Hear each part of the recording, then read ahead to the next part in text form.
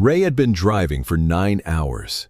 The drone of the diesel engine was a physical presence in his bones, and the world beyond the windshield had become a blurred ribbon of gray asphalt and scorched sky. He had about 200 gallons of fuel in the tanks, stale, bitter coffee in his thermos, and a hiss of static and broken conversations on the CB radio. He was a veteran of these roads, and his skepticism was as tough and worn as the treads on his rig's tires. He'd heard the story about this stretch, the 27-mile, a legend truckers told each other at Greasy Spoon stops to chase away the drowsiness. They said the place was a trap, that on this stretch you couldn't stop, you couldn't sleep, you couldn't even think about slowing down. Ray smirked to himself, rolling his stiff neck. He figured all those stories were just the product of exhaustion, cheap amphetamines, and the endless loneliness that presses in on a man in an empty cab in the middle of nowhere. Up ahead, a sign appeared. Begin 27-mile stretch. Ray just tightened his grip on the wheel. To him, it was just another 27 miles of work.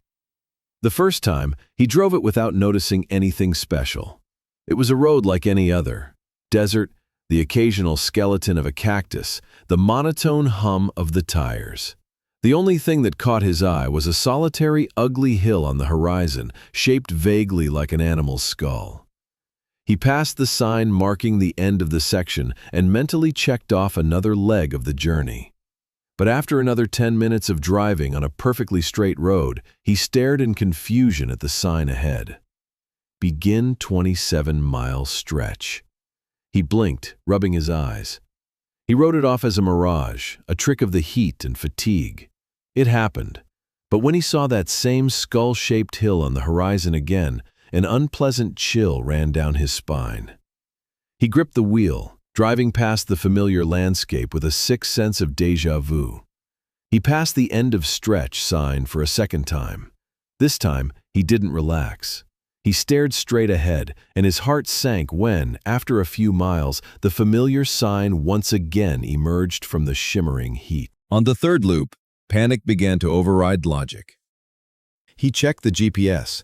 The small icon of his truck was moving confidently across the map, away from his starting point.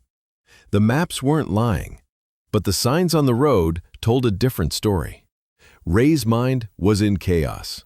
He decided he had to stop. To reboot the navigator, splash water on his face, just give his eyes a rest from the hypnotic ribbon of asphalt. He remembered the legend's main rule, don't stop, but his common sense, worn thin by the inexplicable, demanded a pause. He pulled onto the dusty shoulder and killed the engine.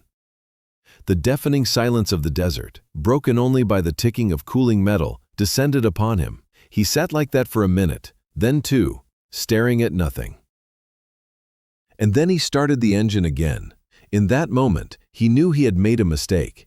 The air in the cab felt thicker, heavier. The world outside the glass looked the same, but it felt entirely different. As if he had just locked a door from the inside, failing to notice he wasn't alone in the room. The fourth loop was a nightmare. Reality began to fray at the seams. The asphalt under his wheels no longer seemed like solid stone. In the glare of his headlights, it shone like stretched, wet skin, and Ray thought he could see a slow, rhythmic pulse beneath it. The roadside poles bent at unnatural angles, resembling bony fingers pointing to nowhere. The skull hill on the horizon seemed to have turned, now staring directly at him with its empty sockets. Ray keyed the radio, but instead of voices, he heard only static, laced with distorted fragments of his own phrases spoken an hour ago. The road was no longer just a road. It had become a living, predatory organism, and he was caught in its gullet. He was no longer trying to find a way out. He just pressed the accelerator, fleeing from his own sanity, which was cracking and flaking away like old paint. He stopped looking at the road. All his attention was fixed on his gauges and mirrors. He cast a random glance at the passenger seat beside him, covered in old, cracked vinyl, and he saw a deep impression in it, as if someone very heavy had been sitting there a second ago and had just stood up. Ray's heart froze. He slowly moved his gaze to the right-hand side mirror.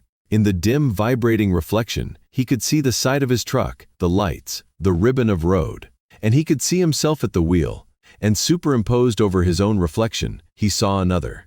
A blurred, dark silhouette, sitting in his very seat. It had no face, no features, just a smudge of darkness that mimicked his posture. Ray screamed. He didn't fight the creature, didn't try to get a better look. He understood that it was a part of this place, a part of his truck, and now it was trying to become a part of him. This wasn't a confrontation, it was an absorption. He slammed the gas pedal to the floor, driving blind through the loop, trying to outrun his own reflection. Explain sighed. He didn't remember how he broke through. At some point, the nightmare simply ended. Ahead lay the familiar real world, the dawn painting the sky in pale, normal colors. He saw the lights of a truck stop, and shaking all over, steered toward them. He tumbled out of the cab, greedily gulping the cool morning air. He had survived. He walked around his truck, still not believing his escape. Everything was in its place. The same old Peterbilt, the same dust, the same scratches. He reached out and touched the cold handle of the passenger door, and he froze. On the thick layer of road dust covering the metal was a single, perfectly clear print. It was not a human hand. The fingers were too long, the joints in the wrong places, the print of an alien, impossible hand. Ray staggered back from his own truck, which now seemed to him a monstrous sarcophagus.